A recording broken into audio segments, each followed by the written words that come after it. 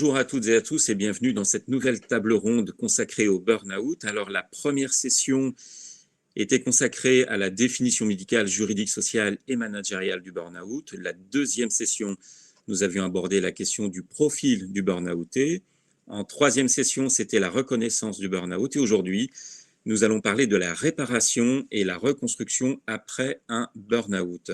Alors pour ce faire, donc, on a en théorie 4 invités, mais le docteur Simeona Clément est à l'étranger en déplacement et ne peut pas participer, donc je ferai la lecture de son diaporama.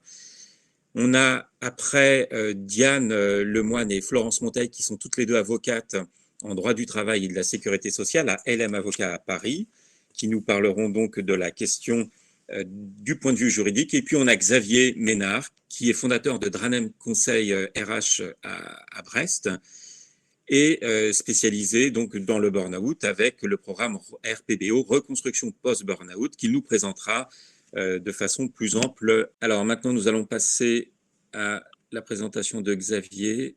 Je charge le diaporama. Voilà. Hein, sachant que, voilà, Xavier, donc tu es, comment est-ce qu'on dit? On dit consultant, RPBO, Ouais. accompagnant, on dit comment? Consultant, reconstruction post-burnout. Et D'accord. effectivement, je suis certifié par RPBO et le réseau, et je fais partie donc du réseau RPBO. J'y reviendrai tout à l'heure. Effectivement, la dimension se reconstruire après un burn-out, du coup, est vraiment au cœur de mon activité et de mon métier et de mes centres d'intérêt, évidemment, vous l'avez compris, très personnel, de cette volonté aussi d'aider et de transmettre, ou en tout cas que cette expérience personnelle soit utile aux autres. Du coup, j'ai commencé cette présentation. Je vais commencer cette présentation par 4 verbes qui me semblent correspondre aux étapes d'une reconstruction post-burnout. Les 4 verbes, donc, c'est. Alors, je ne vois pas si les slides ils défilent ou pas. Je ne sais pas si c'est un problème de réseau Non, ou pas. D'accord. moi, Donc c'est identifier, comprendre, reconstruire et rebondir. Alors, identifier, je vais commencer par le premier, identifier. Identifier, on est face à la maladie du déni, hein, c'est ce qui est le plus compliqué. Tu peux avancer, hein, Sébastien, sur le slide de l'après. Et on a pardon, plusieurs. mais tu peux le faire avec les flèches de direction. Ah oui, d'accord. Ah bah, très bien. Ah bah, super, merci. Ah bah, ok, je, je prends charge. Très Donc, bien. on a pour se reconstruire, identifier, on a plusieurs leviers hein, d'identification. Et en fait, c'est très compliqué hein, l'identification, puisque c'est la maladie du déni, on l'a déjà dit dans les séances précédentes. Donc, ça peut venir évidemment d'un ou une amie, d'un ou une collègue, d'où la nécessité aussi dans les entreprises de former les collaborateurs à ces risques-là et l'identification des signes faibles. Ça peut être évidemment la famille, le corps médical, évidemment, alors on en a parlé tout à l'heure avec la présentation de Simeona, et je vais y revenir. Je vais même ajouter le corps médical et paramédical. Un regard extérieur, alors regard extérieur, typiquement, c'est effectivement des professionnels de l'accompagnement et de la reconstruction post-burnout.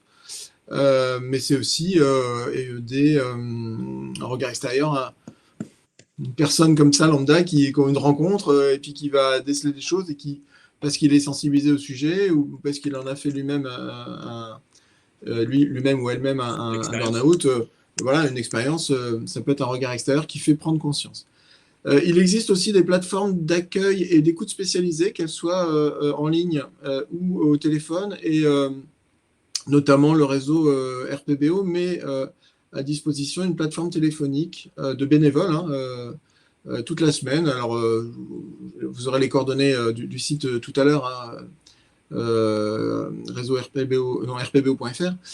Mais à tout moment, vous pouvez les appeler. Ce sont des professionnels bénévoles qui sont là pour vous écouter. Il en existe d'autres, mais évidemment, celle-là m'est chère, d'autant plus que j'y suis dessus.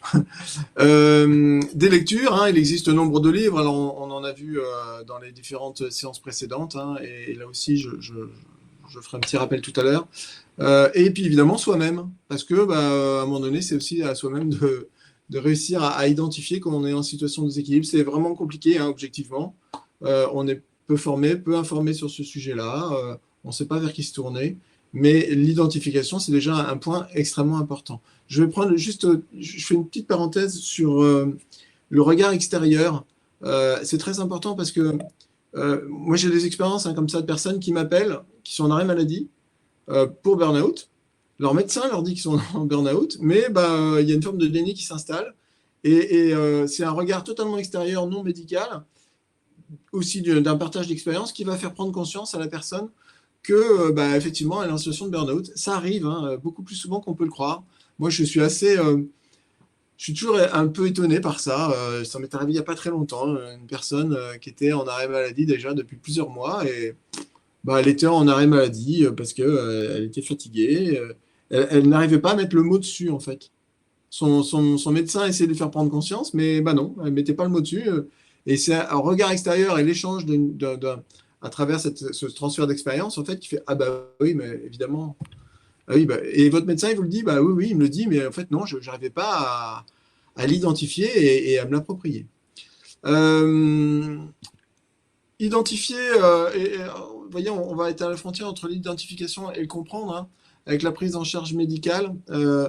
C'est la base, hein. Alors on l'a vu avec Simeona, mais c'est la base. La première chose, la première qui arrive quand on est en situation de burn-out, c'est l'arrêt maladie.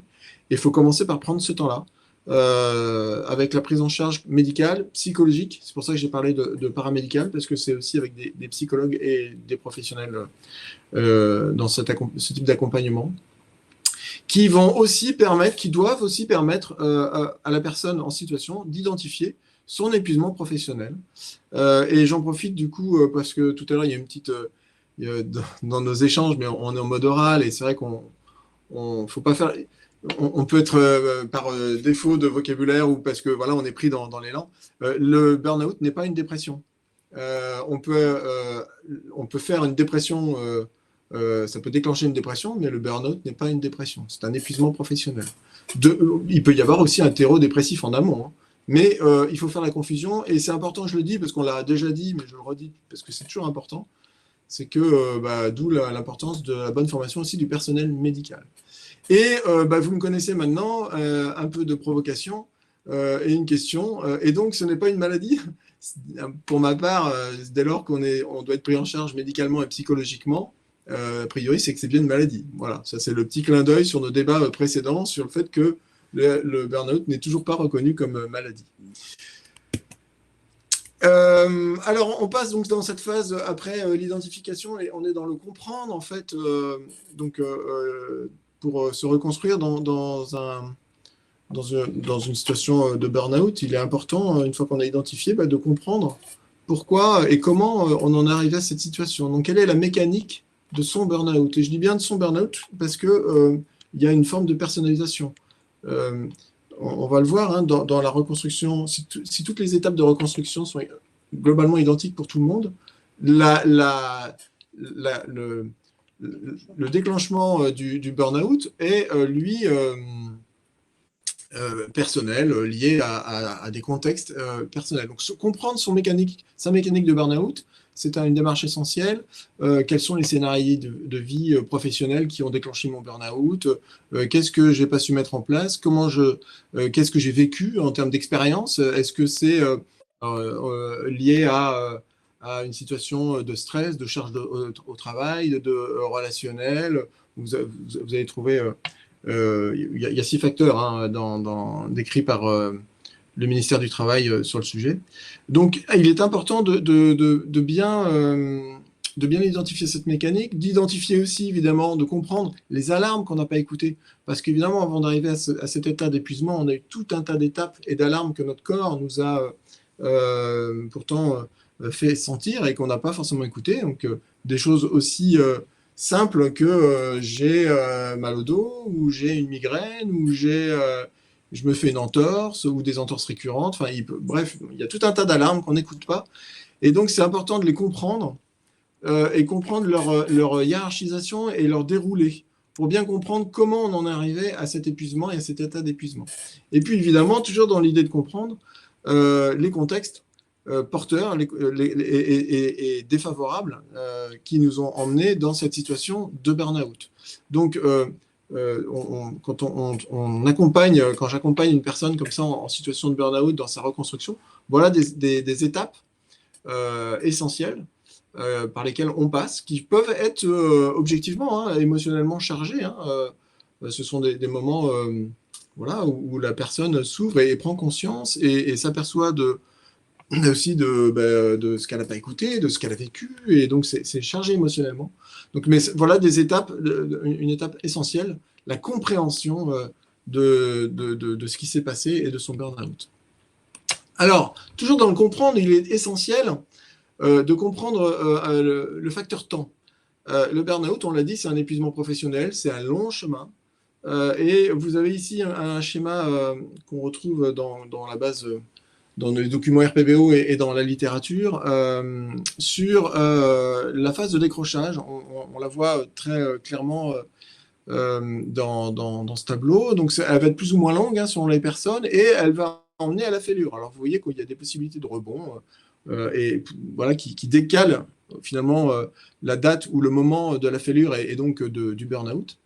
Et puis, vous allez avoir effectivement sur la droite cette phase de reconstruction où le temps va être très important puisque vous allez avoir le temps du repos, le temps du retrait, le temps de la réflexion et puis le temps d'agir, etc. Donc, et alors, juste pour bien comprendre, puisque le temps est un facteur clé dans la reconstruction, statistiquement et dans la littérature, dans les recherches qui ont pu être faites sur le sujet, l'idée du décrochage, il faut bien se dire que le temps de décrochage va être, ou je vais faire dans l'autre sens, le temps de la reconstruction va être 2 fois le temps du décrochage. Si votre décrochage, il a mis 1 an, voilà, vous avez commencé en fait à vous épuiser il y a 1 an et puis pour arriver à votre burn-out, votre temps de reconstruction, il va durer 2 ans. Voilà. Et donc, le travail qu'on fait aussi avec les personnes, c'est effectivement d'identifier le point de départ de ce burn-out pour identifier aussi et accompagner la personne dans le temps, justement, dans cette perspective-là. Donc, le temps est un facteur clé. Le deuxième facteur clé est le facteur je. Alors, JE au sens identité personnelle, de qui je suis. Quelle est mon identité sociale, quelle est mon identité professionnelle, quelle est mon identité personnelle, avec derrière, évidemment, tout ce qui va toucher à la question de mes valeurs, de mes drivers.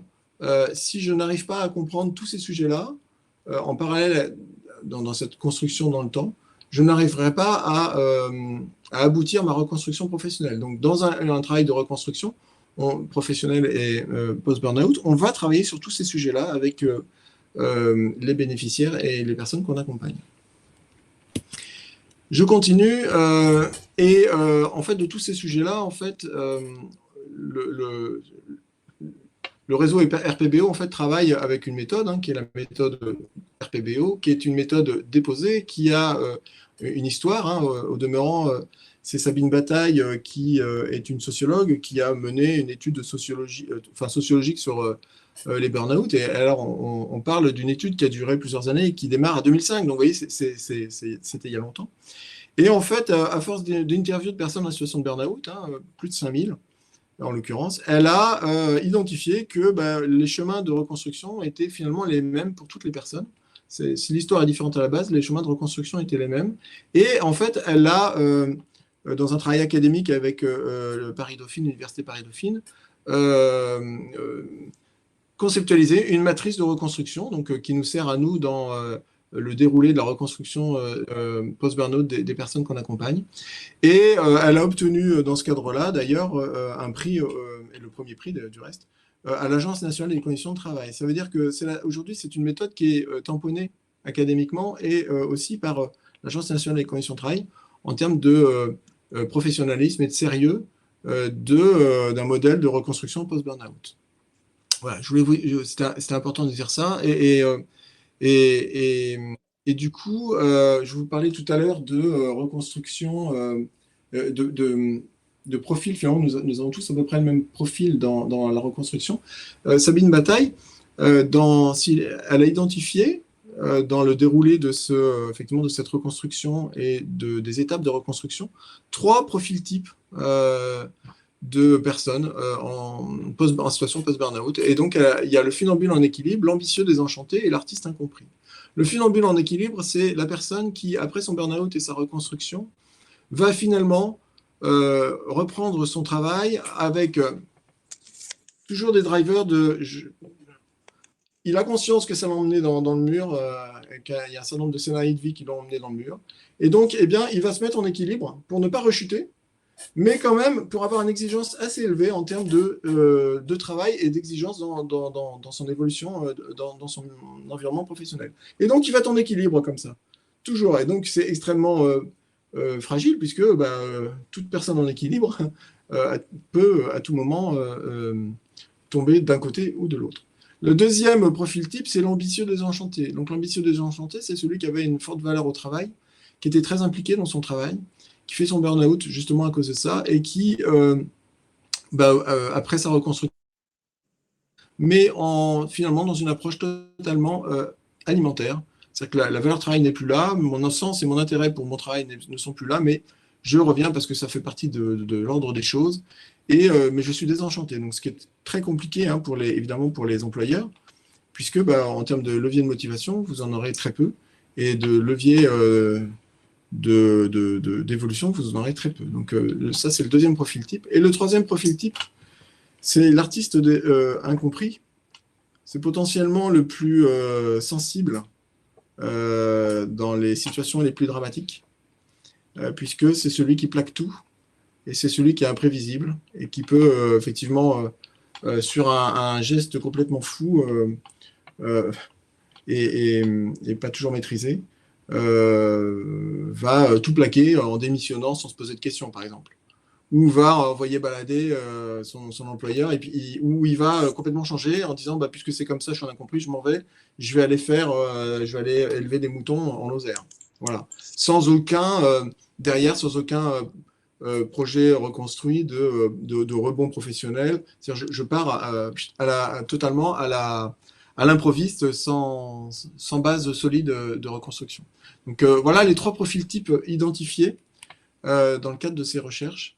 Et on est tous, pour ceux qui sont burnoutés, rattachés alors, à un des trois, ou il peut y avoir des adhérences entre certains. Alors, se reconstruire après un burn-out, effectivement, donc on passe une fois qu'on a fait la reconstruction, le travail d'identification, de compréhension, de reconstruction personnelle, on va commencer à travailler dans le réseau RPBO sur le rebond. Qu'est-ce qu'on fait de son burn-out? Qu'est-ce qu'on construit? Et c'est le moment où on va se lancer dans le bilan professionnel et ou le bilan de compétences. Du coup, j'en profite là-dessus, parce que tout à l'heure, ça faisait partie des présentations par nos amis Diane et Fabienne. Laurence. Laurence, merci. Pardon. De dire, voilà, on peut faire un bilan de compétences. Le bilan de compétences, il ne faut pas qu'il arrive trop tôt. Je fais des bilans de compétences, hein, ça fait partie de mes activités aussi. J'ai une personne sur 3 qui vient me voir pour faire un bilan de compétences, qui est en situation de burn-out. Faire un bilan de compétences quand on est en situation de burn-out, ce n'est pas une bonne idée. Il faut d'abord faire la reconstruction avant de faire le bilan de compétences. Enfin, c'est pas une bonne idée. En tout cas, c'est touchy. Pourquoi? Parce que vous allez faire votre bilan de compétences, vous allez travailler sur un projet professionnel, vous allez travailler sur une voie de sortie, mais finalement, vous n'aurez pas analysé tout le travail, toute la reconstruction en amont et les éléments déclencheurs de votre situation de burn-out. Et donc, le risque de reproduction de votre situation de burn-out et de rechute, donc, hein, parce que c'est ça l'objectif, le risque, il est très fort. Donc, vraiment, pour moi, le bilan de compétences, il arrive après un travail de reconstruction par un professionnel de l'accompagnement. Et donc, néanmoins, c'est important, effectivement, quand vous avez fait ce travail-là, d'arriver au moment du rebond et de se dire qu'est-ce que je vais faire de tout ça en termes de bilan professionnel et ou de bilan de compétences. Un bilan de compétences, hein, je rappelle, c'est j'élabore une ou deux pistes de rebond professionnel, de projet professionnel, de reconversion professionnelle, et je travaille sur les plans d'action qui me permettent effectivement d'anticiper le rebond. J'ai vu passer tout à l'heure une question, et je me permets d'anticiper sur la question, sur le pourcentage de personnes qui reviennent dans leur métier initial. Il est très faible. Métier, dans leur environnement initial. C'est-à-dire, je suis dans une entreprise, je fais un burn-out, le pourcentage de retour dans mon entreprise sur le même métier, il est infinitésimal. Voilà. On peut rester dans l'entreprise sur d'autres métiers si l'entreprise est assez grande, etc. On peut rester sur son métier dans une autre entreprise. On peut changer de métier, mais revenir sur son métier original dans l'environnement où on était, c'est infinitésimal et c'est quand même extrêmement compliqué pour une personne en situation de burn-out. Donc, reconstruire, donc, hein, évidemment, je vais faire un tout petit peu, c'est pas de la pub, mais c'est des conseils, parce que moi-même, j'en ai bénéficié. Hein, donc, le réseau RPBO vous propose un accompagnement, effectivement, par un professionnel. On a une quarantaine hein, de consultants en recrutement post-burnout. On est en recrutement, en reconstruction post-burnout, pardon. On est répartis sur tout le territoire en France. Hein, donc, vous allez retrouver très facilement sur le site rpbo.fr l'ensemble de mes homologues et amis. Vous allez retrouver aussi sur cette plateforme, sur ce site internet, la plateforme téléphonique. Et l'ensemble des consultants sont certifiés et habilités donc à utiliser la méthode RPBO. Rebondir toujours, le burn-out, c'est un petit clin d'œil parce qu'on m'a souvent... À l'époque, quand j'étais en situation de burn-out, on me disait bah, tu verras, ça sera mieux après. Et je dois avouer que j'avais beaucoup de mal à l'imaginer. Et donc, en clin d'œil, j'ai mis ça, le burn-out, c'est un changement, une renaissance. Puisque, évidemment, ça nécessite de négocier avec soi-même sur c'est quoi mes objectifs de qualité de vie personnelle, c'est quoi l'équilibre du coup, j'ai fait mon travail de reconstruction, ça va être qu'est-ce que je suis prêt à lâcher, qu'est-ce que je vais être prêt à accepter, qu'est-ce que, en termes de qualité de vie, qu'est-ce que je vais mettre en place comme mode de fonctionnement, est-ce que je travaille à temps partiel, est-ce que je travaille à temps plein, est-ce que je m'octroie, on parlait de sport tout à l'heure, est-ce que je m'octroie 2 demi-journées de sport, ou le soir, je me mets... Bref, il faut négocier avec soi-même aussi, à un moment donné, dans sa reconstruction, et se dire, qu'est-ce que je vais mettre en place pour renaître, effectivement. La notion de changement de métier, évidemment, derrière, c'est faire le deuil. Hein.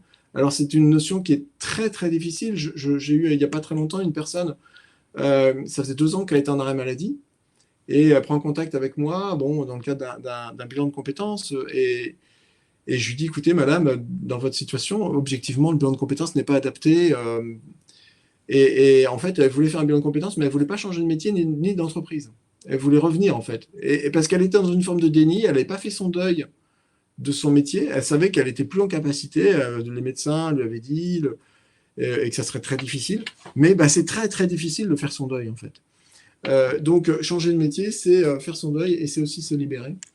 Et puis, c'est s'émanciper, évidemment, quand on change d'environnement professionnel, c'est s'émanciper du trauma. Il ne faut jamais oublier, alors vous voyez, revenir dans son environnement, je vous parlais que c'était très difficile.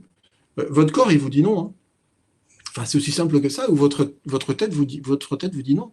Retourner sur le lieu de travail, c'est juste un enfer. Alors, je vais prendre un autre exemple d'une personne avec qui j'ai eu des échanges assez récemment, qui est venue me voir et, pour un premier entretien, justement, pour savoir si elle voulait aller plus loin dans une reconstruction avec moi. Et en fait, sur le chemin, elle a dû passer devant son entreprise. Mais ça a été, elle m'a exprimé la difficulté intense, émotionnelle, la charge puissante de passer devant son entreprise. Elle me disait que quand elle voit les camions placardés avec son entreprise, c'était un enfer. Alors, je vais vous donner une petite anecdote personnelle. Quand je vois à la télé la pub d'une des marques dans laquelle je travaillais, à chaque fois, ça m'irrite. Pourtant, ça fait un petit moment, hein, mais ça m'irrite. C'est plus fort que moi. C'est au fond de moi, en fait. Le trauma, il est là. Donc, faut s'émanciper de ce trauma. C'est quelque chose d'extrêmement difficile, d'où souvent la nécessité de changer d'environnement professionnel. Voilà, j'en ai fini pour cette présentation. Vous avez ici, pour en savoir plus, donc le site internet rpbo.fr. Je vous ai mis les 2 livres alors, qui, sur la dimension de reconstruction post-burnout, hein, font pour moi référence. Alors évidemment, c'est une bataille. Et là, je défends un peu je ne sais pas comment appeler ça. Enfin, je défends ma petite comment on appelle ça comment, hein? Sa chapelle.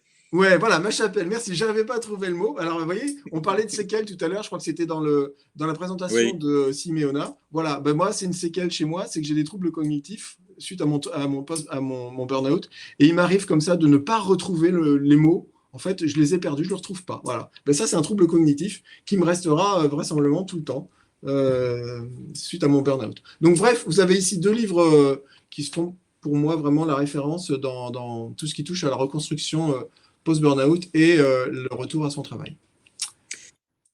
merci beaucoup Xavier Ménard pour cette présentation très complète de la question. Alors, présentation du diaporama pour ce qui est le domaine de la santé au travail, médecine. Donc, le syndrome d'épuisement professionnel, ou encore appelé burn-out, puisque la définition de la Haute Autorité de la Santé, c'est syndrome d'épuisement professionnel, est un état d'épuisement physique, émotionnel et mental qui résulte d'un investissement prolongé dans des situations de travail exigeantes sur le plan émotionnel, mais également sur le plan de la charge mentale, de la charge cognitive. Donc, il apparaît quand le travailleur ressent un écart trop important entre ses attentes, la représentation qu'il se fait de son métier et la réalité de son travail, face à des situations de stress professionnel chronique. La personne en burn-out est une personne qui n'arrive plus à faire face à l'exigence demandée. C'est tout un problème de contraintes et de ressources où les ressources dont on dispose pour faire face sont insuffisantes aux contraintes qui sont exercées sur nous. Donc, il y a dans ce cas-là, la plupart du temps, un arrêt maladie. L'arrêt de travail, l'arrêt maladie est essentiel parce qu'il permet en fait la récupération physique et psychique. Donc, docteur Simeona Clément disait qu'il ne sert à rien de nier l'état, et ça c'est important, c'est-à-dire que lorsque l'épuisement est arrivé, effectivement, bien, le mieux, c'est de pouvoir le reconnaître et de prendre le repos qui est nécessaire. L'accompagnement médical à la fois du médecin de famille, mais peut-être s'il y a lieu d'un médecin psychiatre ou de quelqu'un, un psychologue ou thérapeute et autres, et d'un grand secours. Il faut effectivement se reposer, la charge mentale doit baisser.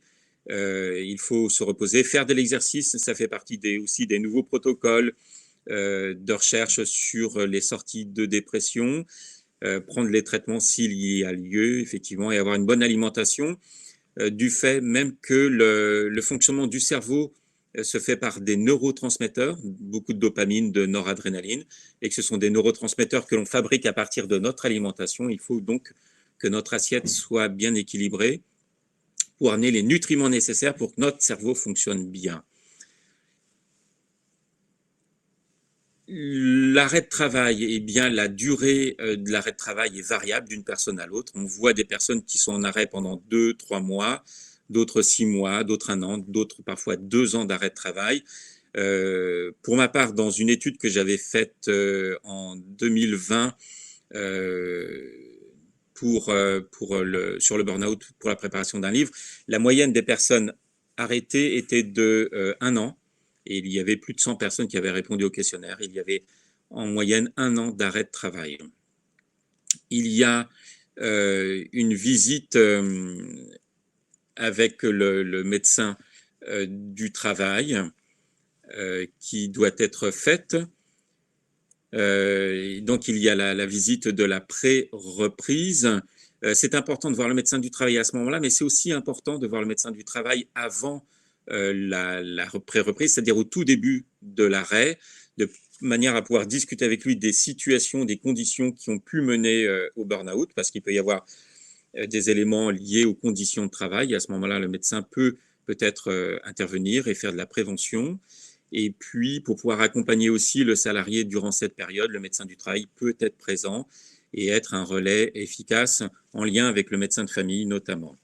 Je me permets d'intervenir pour compléter du coup sur Oui, cette notion de visite de pré-reprise qui est vas-y. essentielle parce qu'effectivement, elle permet au médecin et au collaborateur ou à la collaboratrice d'envisager les bonnes conditions d'une reprise et de formaliser médicalement par la médecine du travail les conditions à l'employeur, que ce soit en termes d'aménagement de poste, de changement de poste, de tâches occupé ou pas occupé. C'est une démarche donc essentielle qui n'est pas très connue et c'est à l'initiative des collaborateurs et des collaboratrices qui doivent en faire la demande. Enfin, en tout cas, je les incite à faire la Oui, demande effectivement à leur médecin du travail en ce sens-là. Ça donne oui, le oui. temps comme ça au moment de la reprise pour que les conditions soient réunies. Oui, c'est important, oui. Et puis, il y a également à voir les modalités de la reprise. Est-ce qu'on reprend à temps complet ou à temps partiel? Et tout ça, c'est vu, effectivement. Donc, c'est très important. La reconstruction, après un burn-out, le médecin du travail est peu impliqué dans ça, mais il est impliqué dans l'accompagnement du salarié au sein de l'entreprise. Et là, c'est important de d'être en lien avec le médecin du travail. Et l'idéal, c'est de ne pas attendre la visite de pré-reprise, mais dès le début de l'arrêt de travail, pouvoir en discuter avec le médecin du travail pour avoir le meilleur accompagnement. Voilà sur la question du médecin de travail. On va passer maintenant à l'aspect juridique. Je vais faire monter le diaporama. Voilà, donc Diane Lemoine et puis Florence Monteil, vous avez la main sur le défilement des slides. Merci beaucoup Sébastien. Donc merci à tous d'être présents pour cette petite présentation. Donc Florence Montagne, mon associée qui est à mes côtés, et puis vous sans doute vous nous avez déjà suivis dans des précédents webinaires. Donc on ne va pas se représenter sur l'activité de notre cabinet essentiellement en conseil aux entreprises et aux salariés en droit social. L'idée pour nous aujourd'hui sur ce thème de réparation et reconstruction après un burn-out, on a souhaité avoir deux angles assez binaires pour vous faire part de notre retour d'expérience. D'un côté, lorsque le salarié, que ce soit pendant sa période d'arrêt de travail liée au burn-out ou lorsqu'il, comme vient d'expliquer Sébastien et vient d'expliquer Xavier, donc après la visite de reprise, il y a encore un dialogue possible avec l'entreprise, avec son employeur. Donc ça, c'est la première partie de notre petite présentation. Et puis malheureusement, et c'est vrai que dans la pratique, c'est la remarque de Marie-Claire dans le chat, malheureusement, souvent, le dialogue avec l'employeur dans le cas de la reprise ne se fait pas ou ne peut pas se faire ou se fait difficilement. Et on verra donc dans un deuxième temps tout ce qui est possible en termes de démarche administrative ou de procès pour fixer cette réparation et cette reconstruction après le burn-out. Alors, première hypothèse, donc assez rare, hein, qui est celle de la réparation lorsqu'on est encore dans un dialogue possible et ouvert avec l'employeur. Pourquoi c'est une hypothèse peu fréquente? Parce que ça suppose déjà que le salarié ait pu manifester ouvertement son mal-être et que l'employeur ait pu aussi prendre conscience de la réalité de la situation du salarié. Et en fait, la prise de conscience pour l'employeur va souvent de pair avec une sorte de reconnaissance de faute de sa part. Enfin, c'est du moins comme ça que l'employeur souvent le vit, même si c'est parfois à tort et c'est dommage, mais c'est un peu comme ça que ça se vit. Donc du coup, c'est la raison pour laquelle ces hypothèses sont relativement peu fréquentes. Et puis, mais parfois, malgré tout, ça peut arriver dans la pratique, ça peut arriver. Lorsque le salarié donc retourne à son poste de travail après un arrêt de travail, donc on peut pourquoi pas envisager un retour sur le même poste, mais évidemment, ça suppose qu'il y ait un dialogue qui soit réalisé en amont avec la médecine du travail, notamment via l'entretien de liaison, qui est possible aussi depuis la loi santé d'août dernier, qui permet aux médecins du travail, par le biais de cet entretien, de mettre en communication, favoriser la communication entre l'employeur et le salarié en arrêt de travail longue durée pour anticiper et préparer le retour. Donc, c'est quand même quelque chose qui peut-être, il va falloir s'en emparer. La possibilité, bien sûr, d'envisager un placement en mi-temps thérapeutique. Alors, le mi-temps thérapeutique, il faut que il y ait l'autorisation de la caisse. Bien sûr qu'il faut qu'il y ait une préconisation qui soit réalisée par le médecin du travail. Et il faut également la validation de l'employeur.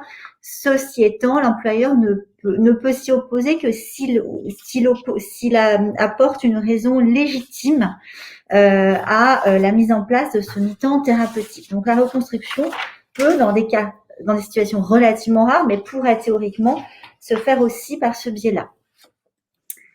Alors, toujours dans la reprise de poste et le dialogue possible, eh bien, ce dialogue, il doit clairement se manifester par un entretien avec l'employeur. Donc, c'est pareil, c'est soit quelques jours avant la reprise, soit malheureusement le jour J, premier jour, ou en tous les cas un délai très très proche au moment de la reprise de poste. Il est effectivement idéal pour le collaborateur et pour ses supérieurs hiérarchiques d'avoir un entretien vraiment libre, pas formel, hein, on n'est pas dans quelque chose de normé, à bâton rompu, une discussion sur les attentes du collaborateur dans le cadre de sa situation de reprise. A-t-il des souhaits plus particulièrement, pourquoi pas en termes d'aménagement de travail, pourquoi pas en termes de tâches effectuées différentes ou nouvelles, etc., pour essayer de redéfinir, pour avoir une reprise de poste qui soit la plus efficiente possible. De la même façon, sur le télétravail, si ce n'était pas le cas avant son arrêt et que c'est un souhait du collaborateur, suivant l'accord d'entreprise, la charte, l'existant, c'est évidemment quelque chose que le collaborateur ou l'employeur d'ailleurs peut proposer. Tout ça, idéalement de concert aussi, s'il y en a un avec le CSE et plus particulièrement la commission santé et sécurité. Alors, toujours dans cette partie, donc quand le dialogue est possible, mais que le salarié donc ne veut pas, ne peut pas, n'est pas en capacité de retourner sur son poste de travail initial, eh bien là encore, il y a des possibilités en interne qui peuvent être ouvertes et qui devraient être explorées. Donc il y a la réorientation professionnelle qui peut être envisagée même au sein de la même entreprise par le biais de bilans de compétences par exemple, ou de formation, des plans de formation qui peuvent être proposés également par l'employeur et financés par l'employeur, ce qui peut être d'ailleurs très gratifiant pour un employeur vis-à-vis de son salarié de financer un plan de formation qui soit diplômant et qui lui permette de changer de service, d'avoir un autre poste peut-être plus adapté. Donc ça se fait par le biais de l'OPCO notamment. Et il y a aussi les solutions excusez-moi, je crois que je suis pas sur la bonne slide. Je sais pas, mais ah oui. Bon, c'est pas tout à fait la même slide. Et les solutions de mobilité également au sein des groupes, donc dans les gros groupes d'entreprises.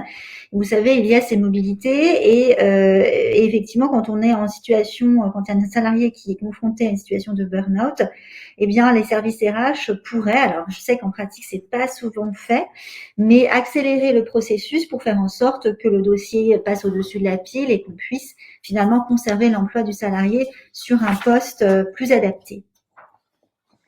Donc là, on a vu effectivement quelques possibilités quand le salarié a un dialogue possible avec son employeur et donc a des attentes particulières, que ce soit dans le cadre de sa reprise avec l'entretien ou une mobilité, une réorientation professionnelle. Et puis, on va voir maintenant l'hypothèse évidemment la plus fréquente, qui est que dans le cadre de la fin de ses arrêts de travail et de sa reconstruction, le salarié se décide à quitter l'entreprise, ce qui est quand même le cas le plus fréquent, puisque en général, l'une des causes de burn-out peut être complètement liée à ses conditions de travail, à son environnement de travail qui a provoqué sa longue période d'arrêt de travail. C'est la raison pour laquelle, en général, la décision est prise et le salarié l'exprime à son employeur, et il va falloir sortir de cette impasse. Pour sortir de cette impasse, la voie, évidemment, l'une des voies les meilleures reste la rupture conventionnelle. Donc, rupture conventionnelle, c'est cette rupture d'un commun accord entre l'entreprise et le salarié qui ne nécessite pas de motif particulier. Il faut que les deux parties soient d'accord. Et puis, il y a un formalisme, comme vous le savez sans doute, qui est assez strict, mais qui reste simple à base d'un formulaire qui est homologué par la DRETS, par l'inspection du travail. Cette hypothèse de rupture d'un commun accord, elle est intéressante quand on le peut, d'être accompagné par un avocat. Pourquoi ? Parce que ça sécurise la sortie, c'est-à-dire qu'au-delà des conseils qui peuvent être dispensés, il y a une confidentialité, comme vous le savez, qui est attachée à notre métier. Et donc, si deux avocats, l'un côté salarié, l'autre entreprise, négocient et sont le porte-voix de leurs clients sur cette rupture conventionnelle, eh bien, les différentes modalités et la négociation restent confidentielles. Donc, si ça aboutit pas, si la négociation n'aboutit pas, que les attentes des uns et des autres sont trop éloignées, il y a cette confidentialité qui fait que l'entreprise ne pourra pas s'en servir après et en faire état de façon détaillée, de la même façon pour le salarié. Donc être accompagné par un avocat, ça peut être précieux, mais être également avec un médiateur, avoir recours à la médiation peut également être salutaire parce que dans le cadre de cette reconstruction post-burnout, souvent il peut arriver que le salarié ait envie d'exprimer son ressenti clairement de façon très précise à son employeur, et donc avoir recours à la médiation notamment peut être un des moyens d'exprimer les difficultés rencontrées. Donc ne pas hésiter aussi à penser à la médiation et par les associations de médiateurs qui se trouvent partout.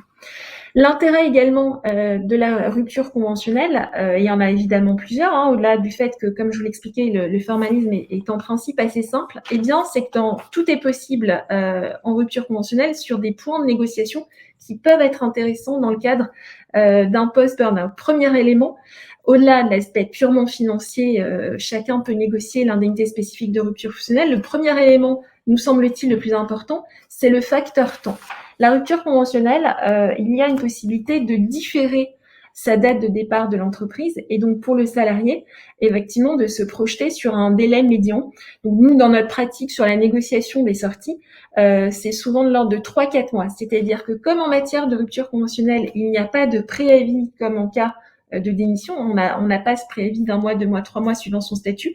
Rupture conventionnelle, ça dure à peu près 5 semaines de date à date à partir du moment où le formulaire est signé jusqu'à la sortie des effectifs.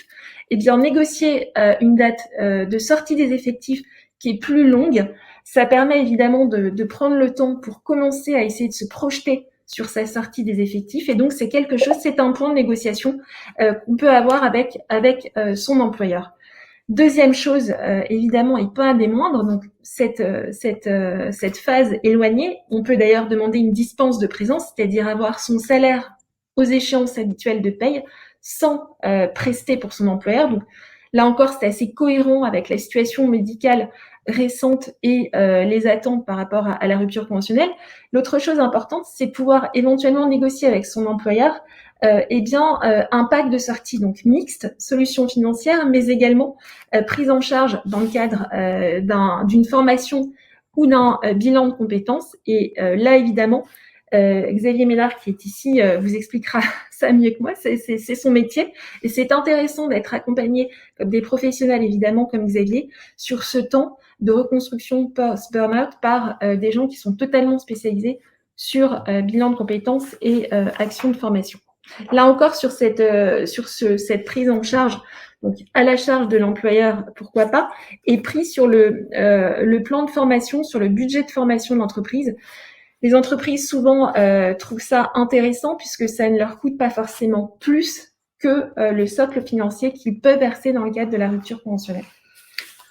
Oui, et ça échappe en plus aux cotisations sociales, la CSG, CRDS, donc ce qui peut présenter un petit intérêt pour les employeurs.